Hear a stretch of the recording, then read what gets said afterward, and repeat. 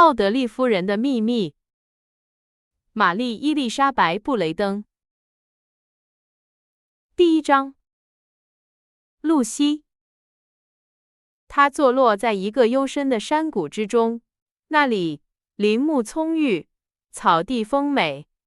要到达那里，需穿过一条两旁栽满椴树的幽静小径。小径两侧是草地，牛群会从高高的树篱后好奇地打量着过客，或许在纳闷他们为何来到此地，因为这条路除了通往奥德利庄园，别无他处。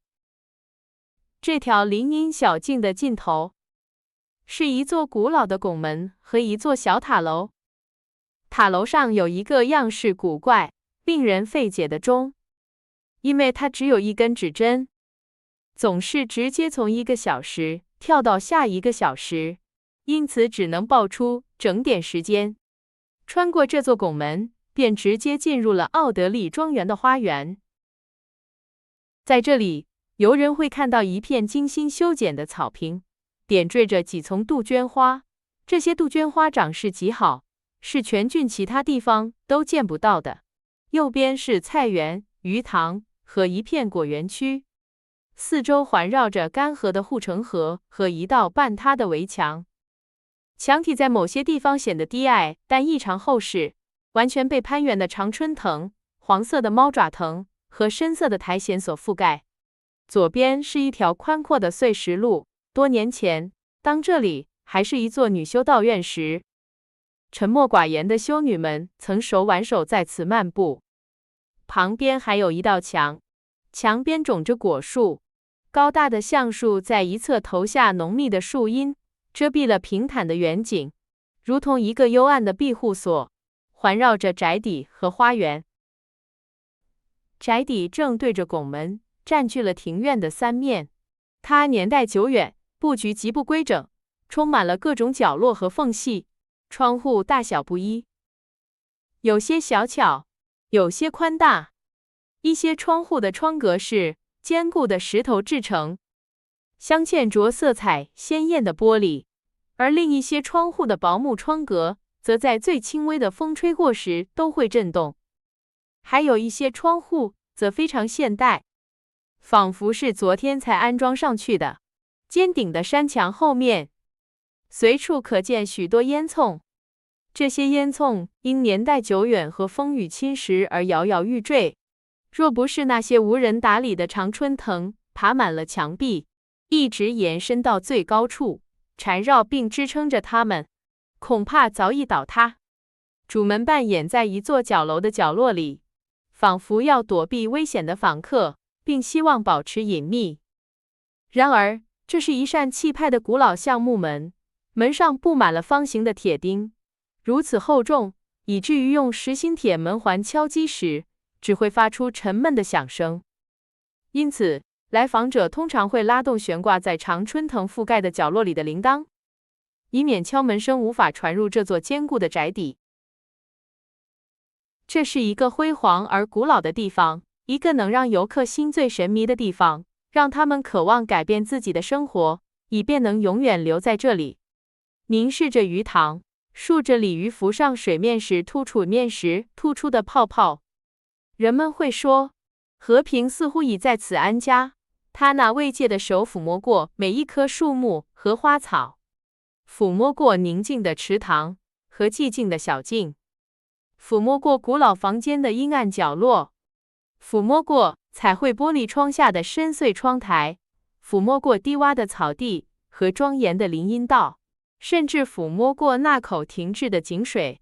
它和构成这个地方的其他元素一样清凉幽静，隐藏在花园后的灌木丛中。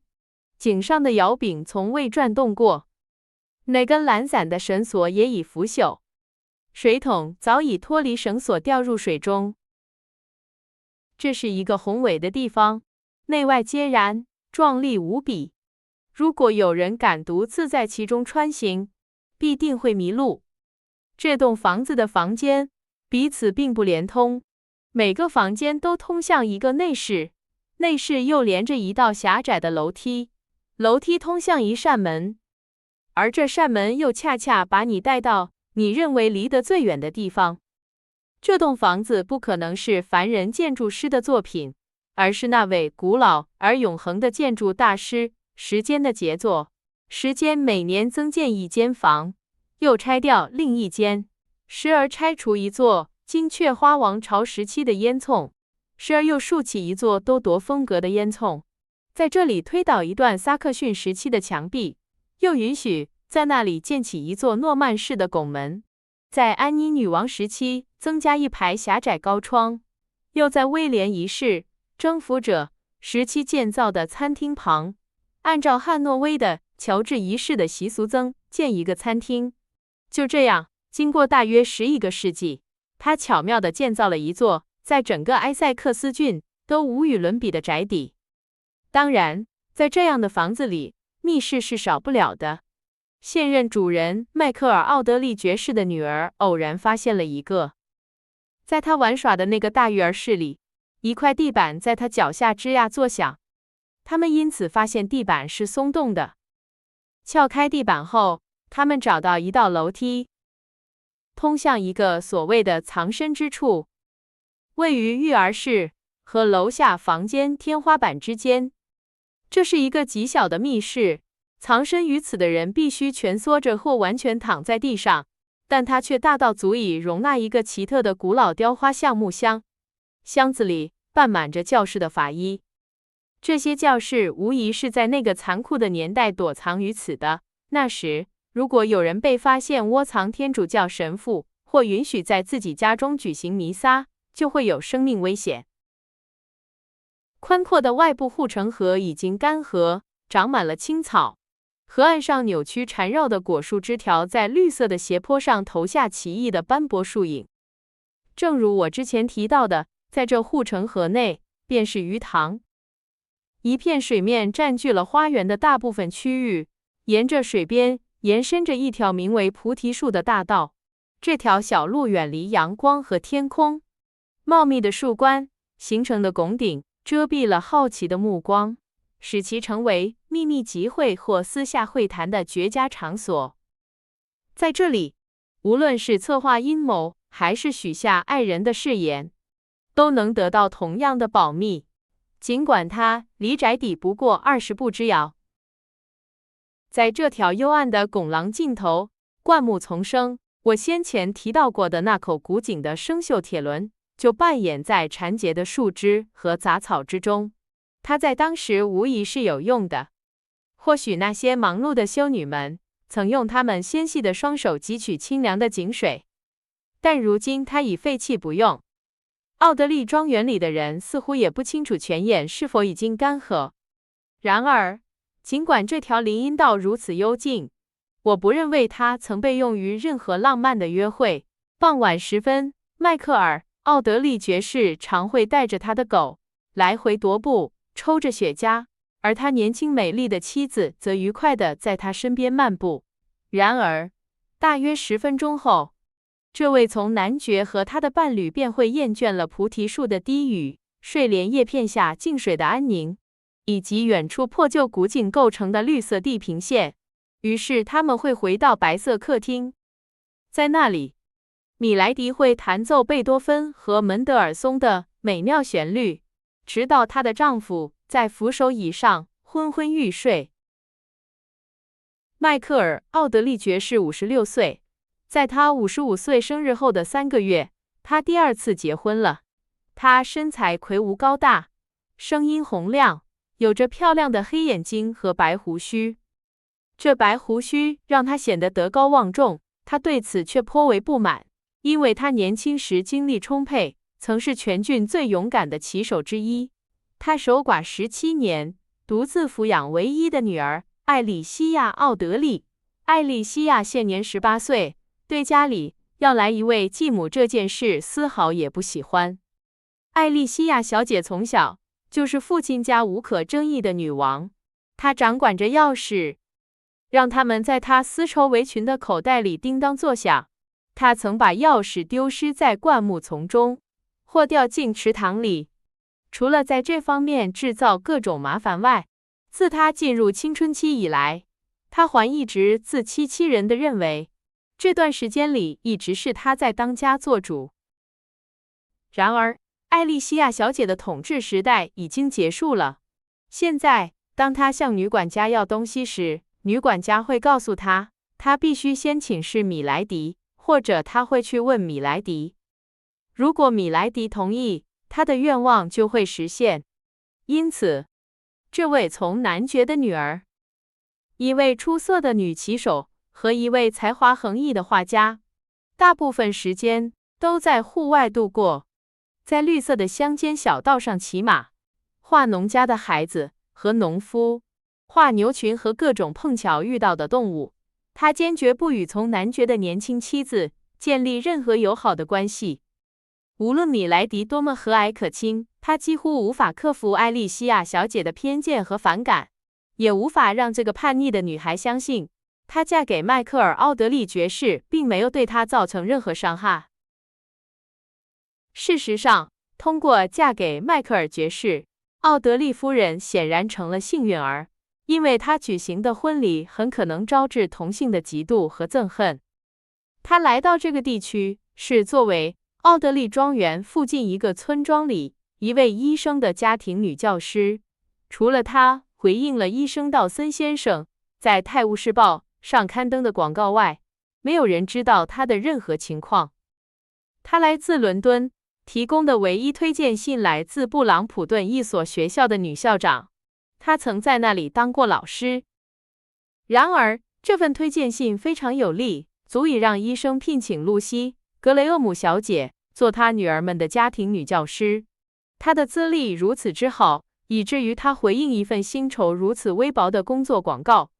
正如道森先生所说的那样，似乎有些奇怪，但是格雷厄姆小姐似乎对自己的处境非常满意。她叫女孩们弹奏贝多芬的奏鸣曲，并从大自然中汲取灵感，学习克雷斯威克风格的绘画。每个星期天，她都会穿过那个沉闷偏僻的村庄，前往简陋的小教堂做3次礼拜。而且她看起来心满意足，给人的印象是，她在这个世界上唯一的愿望就是这样度过余生。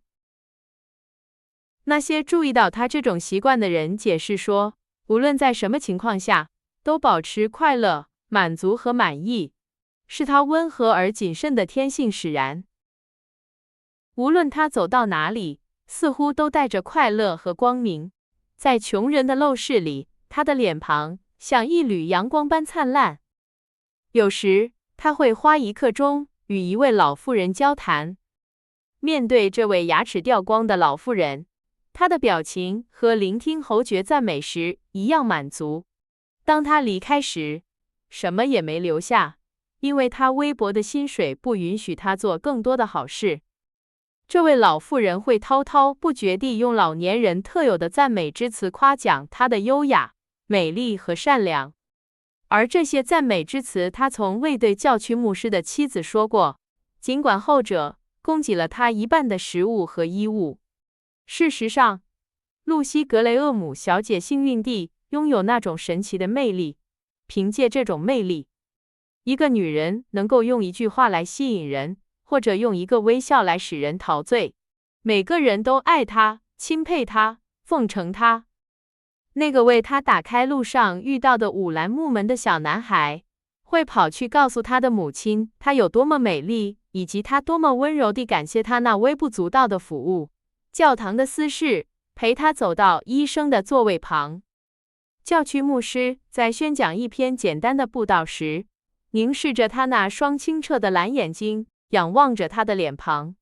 火车站的搬运工有时会给他送来一封信或一个包裹，而且从不期望得到小费。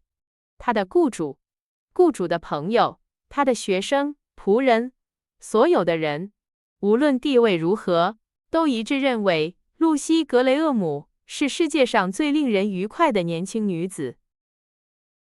也许正是这个想法传入了奥德利庄园寂静的房间，或许是每个星期天早上从医生家高高的座位上看到的她那美丽的面容。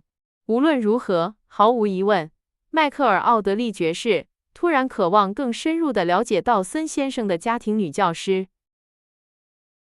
只需向这位可敬的医生稍作暗示，他便会组织一个小小的聚会，邀请教区牧师夫妇以及从男爵和他的女儿参加。那个宁静的夜晚将决定迈克尔爵士的命运。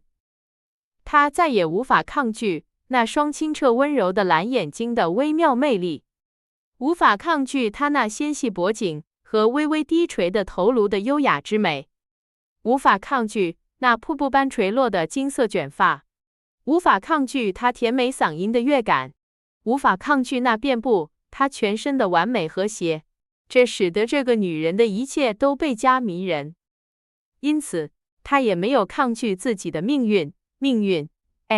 她就是她的命运。她以前从未爱过。难道她与艾莉西亚母亲的婚姻不过是一场乏味而仓促的交易，旨在增加一个可以完全不需要这笔财产的家庭的财富吗？他对第一任妻子的爱又算得了什么呢？不过是一点微弱、可怜、持续的火花，微弱的无法熄灭，也微弱的无法燃烧。这才是爱。这种热情，这种强烈的渴望，这种焦躁，这种可怜的犹豫不决，那种残酷的恐惧，担心自己的年龄会成为幸福的无法逾越的障碍，那种对自己白胡子的病态憎恨，那种不顾一切的渴望重返年轻，渴望拥有20年前那乌黑亮丽的头发和纤细的腰身，那些不眠之夜和忧郁的日子。如果偶然瞥见他路过医生家时窗帘后那张甜美的脸庞，便会感到无比的慰藉。所有这些迹象都表明了真相，只不过证明了在55岁的成熟年纪，迈克尔·奥德利爵士染上了那种叫做爱情的可怕疾病。我不认为在求爱过程中，从男爵曾片刻想过他的财富或地位会帮助他成功。如果他曾这样想过，他也会耸耸肩，把这个念头抛开。想到这样一个可爱而天真的人会如此看重一座宅邸或一个古老的贵族头衔，这让他感到无比痛苦。他的希望寄托在这样一个事实上：他很可能过着辛勤工作和缺乏独立的生活，而且他非常年轻，没人知道他的确切年龄，但他看起来不过20出头，所以他不可能与任何人有过恋情。他作为第一个向他求爱的人，无论是通过殷勤的关怀，还是慷慨的保护，用一种应该能让他想起已故父亲的爱，以及一种最终会让他离不开他的保护本能，将会赢得他年轻的心，并从他自发的初恋中获得他许诺的婚约。这无疑是一个非常浪漫的梦想，但也并非不可能实现。露西·格雷厄姆似乎并不反感从男爵对她的殷勤，她的行为中没有任何迹象表明一个女人想嫁给有钱人的那种平庸伎俩。她已经习惯了成为所有人钦佩的对象，无论贫富，所以迈克尔爵士的行为并没有给她留下太深刻的印象。此外，他守寡多年，所以他的同乡们并没有想到他会再次结婚。然而，最后道森夫人还是和这位家庭女教师谈了这件事。医生的妻子坐在书房里工作，而露西则在修改学生们的水彩画稿。你知道，我亲爱的格雷厄姆小姐，道森夫人说，我认为你应该认为自己是一个非常幸运的年轻女子。女教师抬起她惯常低垂的头，惊讶地看着她的女雇主，同时把卷发从脸上拨开。她拥有世界上最美丽的卷发，柔软轻盈，总是拂过她的脸颊。当阳光透过它们时，会在她的头上形成一个金色的光环。您指的是什么，我亲爱的道森夫人？她问道。同时把脱毛画笔浸入调色板上湿润的海蓝色颜料中，小心翼翼地在一名学生的画稿的地平线上添上一抹精致的紫色，以增添画面的生气。哦，亲爱的，我的意思是，你有机会成为奥德利夫人，成为奥德利庄园的女主人。露西·格雷厄姆的画笔掉在了画布上，脸一直红到发根。随后，她脸色变得苍白。道森夫人觉得她从未见过她如此苍白。亲爱的，别害怕，医生的妻子劝慰道，你知道，如果你不愿意，没有人会要求你嫁给迈克尔爵士。当然，这会是一桩极好的婚事。他家财万贯，而且为人非常慷慨。你会拥有很好的地位，也能做很多善事。但是，正如我所说，你必须按照自己的心意行事。我只想让你明白一件事，那就是如果迈克尔爵士对你的殷勤并非你所乐见，那么给他希望就不太诚实了。他的殷勤给他希望。露西喃喃自语，仿佛这些话让他感到困惑。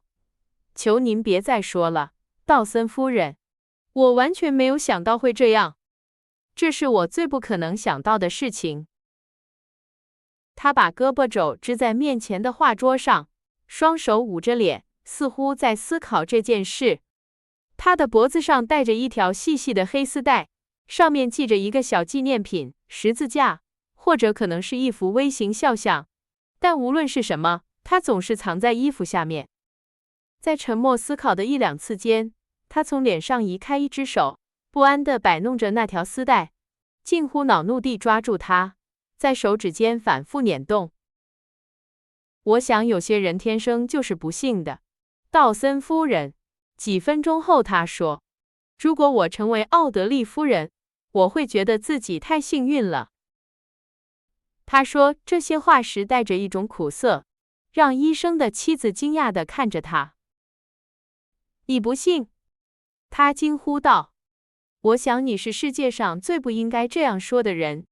你，一个如此充满活力、快乐的人，无论走到哪里，都散发着喜悦。如果迈克尔爵士把您从我们身边带走，我们真不知道该怎么办。这次谈话之后，他们经常谈论这个话题，而当从男爵向他表达爱慕之情时，露西从未表现出任何情感。在医生家里，人们理所当然地认为，当迈克尔爵士向他求婚时，这位家庭女教师会欣然应允。而且，淳朴的道森一家会认为，如果一个贫穷的女孩拒绝这样的提议，那简直就是疯了。于是，在一个6月薄雾弥漫的下午，迈克尔爵士坐在道森家小客厅的窗边，面对着露西·格雷厄姆。当道森一家人碰巧离开房间时，他抓住了机会，提出了那个让他心神不宁的问题。他用简洁而庄重的话语向这位家庭女教师求婚。他说话的语气几乎令人感动，带着几分自责。深知自己没有太大机会成为一个年轻貌美女子的选择，并恳求她拒绝他，即使知道这会让他心碎，也不要在不爱他的情况下接受他的求婚。露西，我几乎不知道还有什么比这更大的罪过了。他郑重地说，就是一个女人嫁给一个她不爱的男人。我非常敬重你，我心爱的人，无论我的心多么渴望你，无论想到你的拒绝会让我多么痛苦，我都绝不希望你为了取悦我而犯下这样的罪过。如果我的幸福取决于这样的行为，那是不可能的，永远不可能。他由衷地重复道，除了痛苦，任何事情都不可能源于一场并非基于爱与真理的婚姻。露西·格雷厄姆没有看着迈克尔爵士，而是望着薄雾笼罩的黄昏和花园那边模糊的景色。从男爵试图看清他的脸，但他侧着脸，他无法看清他眼睛的表情。如果他能看到，他会注意到一种渴望的目光，这种目光似乎能够穿透远方的黑暗，看到一个更远的世界。露西，你听到我说话了吗？听到了，年轻女子严肃地回答道，既不冷淡，也没有表示她的话冒犯了她。那你怎么回答我呢？露西没有把目光从田野上移开，沉默了几分钟，然后她转过身来，突然爆发出一阵激情，一种焕然一新的美丽照亮了她的脸庞，即使在他们周围的昏暗光线下，从男爵也感觉到了。他跪倒在他的脚下。不，露西，不，不！